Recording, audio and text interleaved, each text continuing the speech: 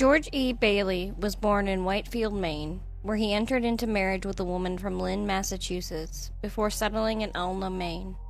Their union bore 2 children before her passing. Subsequently, Bailey tied the knot with Abby Hilton of Wickaset, Maine, establishing their home in the same town. There, Bailey practiced his trade as a blacksmith, and together they raised 4 children. However, in the spring of 1897, Bailey abandoned his family, eloping with Susie Young, his wife's half-sister. Abby Bailey, left in a difficult position, struggled to provide for herself and their 6 children. Eventually, she secured employment as a housekeeper, while the children found shelter with families in Whitefield and Wickaset. Bailey and Young initially took up residence in Saugus at Henry O. Mitchell's home. However, in October of 1897, they relocated after Bailey leased Breakheart Hill Farm, an 18-acre plot nestled within the 300-acre Breakheart Hill Forest. Bailey also assumed responsibility for maintaining their hunting camps within the forest, earning 20 cents per hour for his efforts. Roughly a year into their tenure at Breakheart Hill, Young gave birth to Bailey's son.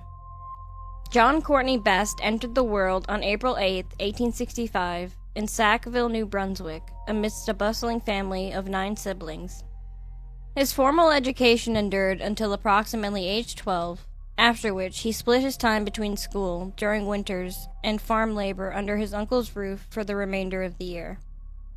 Notably, during his youth, Best honed his skills as a sharpshooter, earning acclaim for his marksmanship. For a decade, Best toiled on the farm of A. Alfred Ayer, a close associate of his father's. Following this stint, he ventured into various occupations in Sackville, including a year-long tenure at a shoe factory, a brief stint at a grocery store, and a stretch of employment at a local hotel, preceding his departure from Massachusetts. In 1891, spurred by his sister Nettie Stiles' visit to Sackville from Lynn, Massachusetts, Best decided to accompany her back to her home. There, he secured employment at J.B. Brenton, a prominent heel manufacturer. However, his time in Lynn wasn't without tumult, as evidenced by his arrest for assault in September of 1898, resulting in a 4-month sentence in the Salem House of Correction. Upon release, he resumed work in Lynn, initially at another heel manufacturer, J.G. Brown, before returning to J.B. Renton until a labor strike disrupted his tenure. Amidst the strike, Best found temporary employment at Breakheart Hill under Bailey's management for a month. He later returned to heel manufacturing, but ultimately opted for a more enduring commitment to Breakheart, resuming full-time work there in May of 1900. In an arrangement with Bailey, Best undertook half the farm's cultivation duties in exchange for lodging and a share of the crop profits. Despite the appearance of harmony at Breakheart Hill, tension simmered beneath the surface between Bailey, Young, and Best. Outside the farm's confines, Best and Bailey exchanged grievances about each other.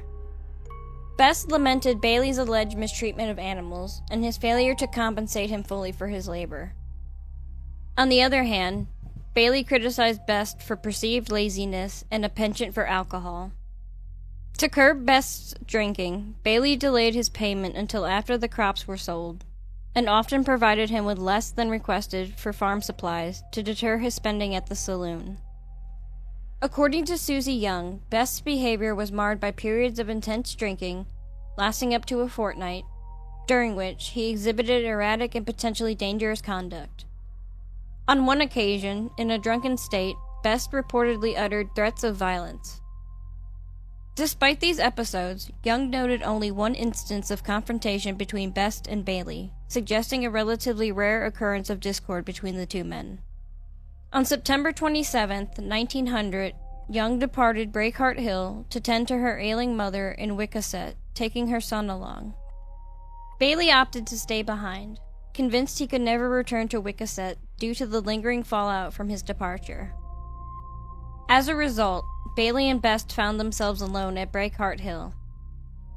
Between 9:30 and 9:40 p.m. on October 8th, the tranquility of Breakheart Hill was shattered by the echo of 2 gunshots. Around 10 p.m., Hannah Hawks, a resident near the farm, caught the hurried rumble of a carriage speeding away from Breakheart Hill, followed later by the return of another carriage to the farm's vicinity.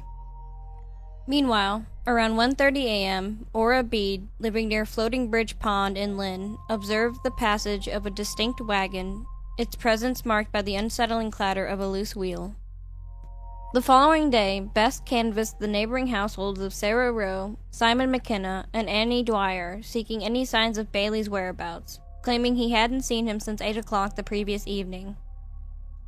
At the same time, James W. Thomas noted the peculiar sight of a bonfire ablaze in Breakheart Hill's yard. Among the items consumed by flames appeared to be a section of horse blanket.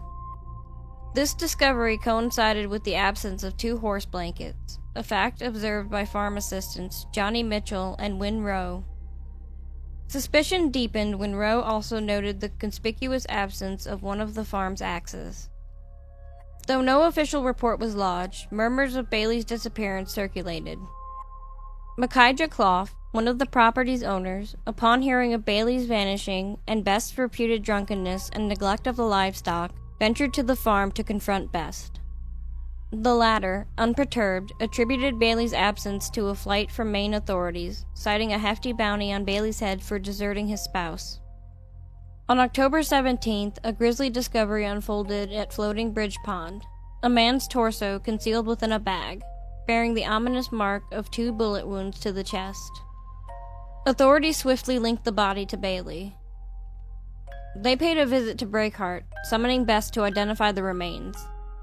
Before departing, Best indulged in a half-filled pint of whiskey, amplifying the somber atmosphere.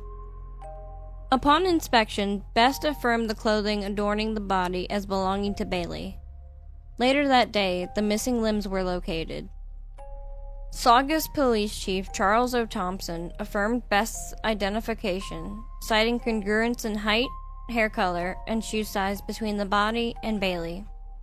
Shoemaker Darius W. Brewer similarly confirmed the footwearer's ownership.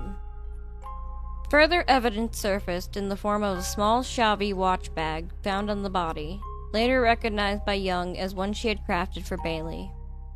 Curiously, the bag encasing Bailey's remains bore the imprint IHS & Sons, Hay and Grain, signifying Bailey's grain supplier, a chilling detail compounded by the discovery of similar bags scattered across Breakheart Hill Farm.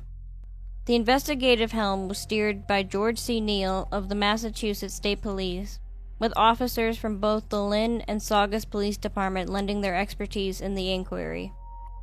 Following the grim identification of the body, authorities sought permission from Best to search the premises, to which he agreed, furnishing them with lanterns for their endeavor.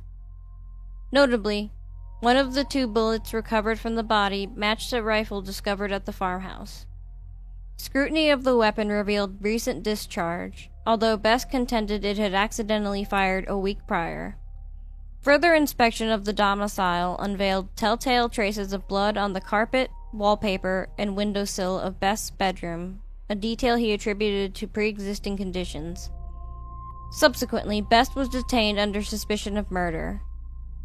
The ensuing day, investigators revisited the property, noting the removal of several stones from a wall, akin in color and composition to those used to anchor the bags housing Bailey's remains.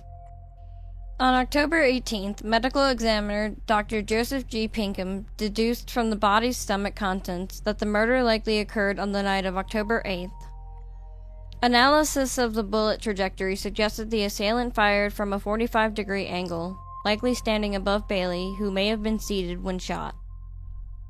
Internal bleeding obscured blood traces at the site of the shooting, while saturation was expected where the dismemberment occurred.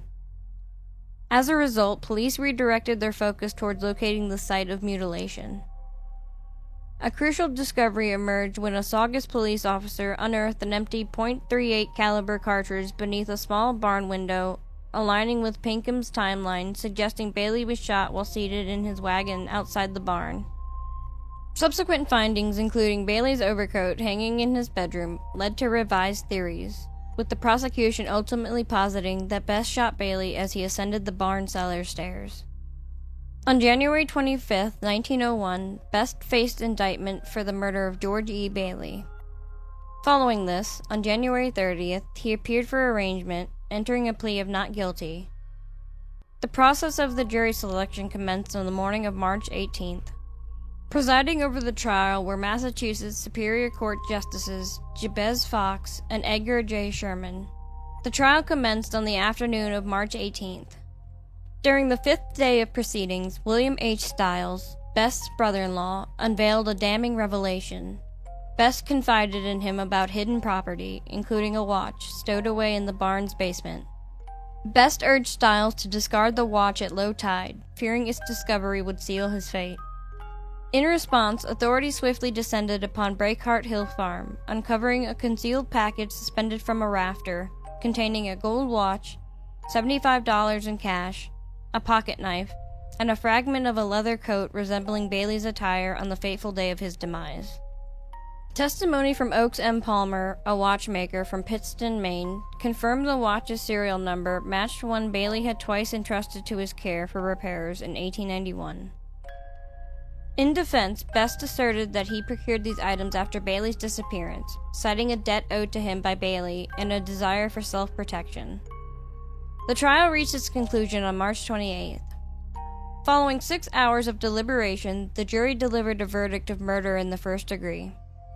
The defense's filed exceptions during the trial were presented for argument before the Massachusetts Supreme Judicial Court on January 6, 1902. However, on February 27th, these exceptions were overruled.